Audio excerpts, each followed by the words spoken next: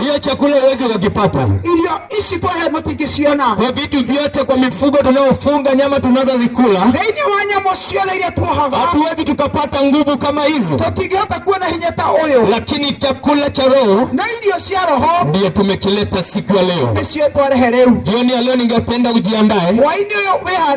Usione haya unapoinua mkono wako tunapoendelea kuhubiri.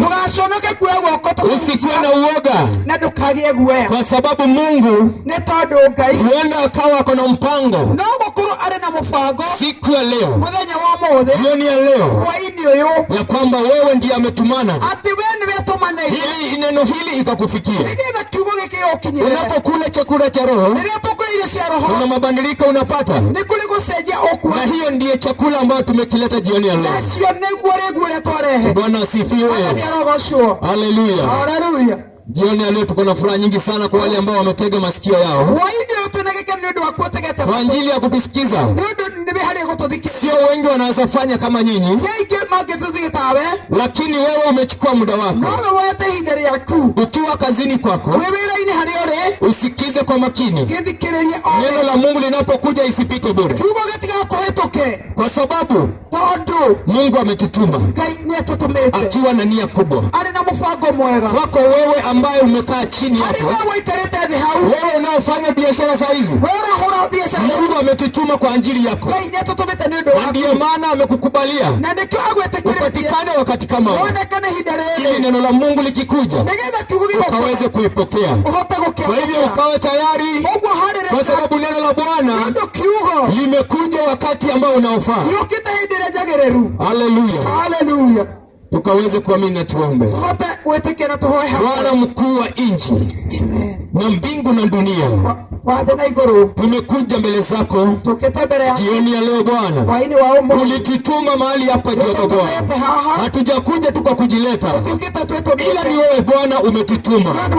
Ninaomba nguvu zako, ninaomba rehema zako, ninaomba wema wako ukashuka wakati kama huu Bwana. Mtu huyo umetutuma kwake Bwana, tumekuja ili tufikishe habari njema ambao uliahidi Yesu Kristo alipofufuka na kupaa kwenda mbinguni. Alituagiza ya kwamba tukahubirie mataifa, tukawahubirie neno ambao ni takatifu. Watakao kubali Bwana wabatize Jehova, watakao sikia neno lako wafanye wafuasi wako Bwana. Tumekuja jioni ya leo, ninaomba neema yako, ninaomba rehema zako.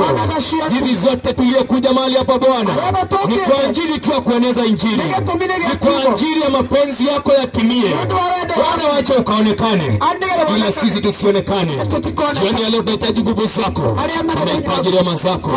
Tunakataa mipango yote ya mwovu shetani Jehova, ambayo inaweza kuja kinyume na mkutano huu, ambayo inaweza kamata mmoja wetu, ambayo inaweza kamata mwanabiashara katika mji huu ili asiweze kusikia neno hili. Tunakataa katika jina la Yesu Kristo, Mwana wa Mungu aliye hai. Tunataja jina lako kwa sababu wewe ni Mungu mkuu. Jina lako mahali popote ilitajwa, tunasoma historia Jehova, hakuna mahali haikufanya kazi. Wale waliitaja kwa imani Bwana walibarikiwa, wengi walikombolewa. Wale walitaja kwa imani. Bwana, ninaomba mkono wako ukashuke Jehova katika neno lako Bwana, ikaanguka katika mchanga ulio na rutuba. Usianguka kwa mimba, usianguka kwa mawe Bwana, ili kaanguke kwa mchanga ulio na rutuba. Na ni katika jina lako kwa Yesu Kristo na hata kuamini. Jioni ya leo sisi ni wanakanisa ambao linaitwa Joy Connection Gospel Center. Tuko hapa katika lami mpya ambayo imewekwa. Utaenda tu maili kidogo, lakini utaona kanisa letu liko upande tu, lakini utaliona. Kwa hivyo unaposikiza neno hili, tumekuja kwa sababu tumetumwa na mtumishi wa Mungu Bishop Lucy ametutuma ili tuje mahali hapa tufikishe habari njema ambayo sisi tuliye chini yake. Mungu ametupa hii neema, naye ako pande zingine bado anahubiri injili ya Kristo.